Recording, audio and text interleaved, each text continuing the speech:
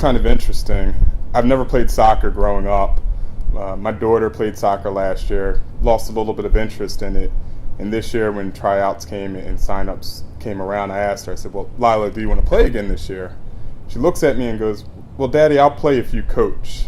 So I immediately found myself in a dilemma, and she looked up at me with her eyes, and I thought about it and said, if I coach soccer, although I don't know that much, but these are a bunch of 6 and 7 year olds running around, it gives me an added opportunity and added time to spend with my daughter, and then also give us some commonality and something common to talk about at the dinner table. So now I'm a soccer coach. I have another notch on my belt.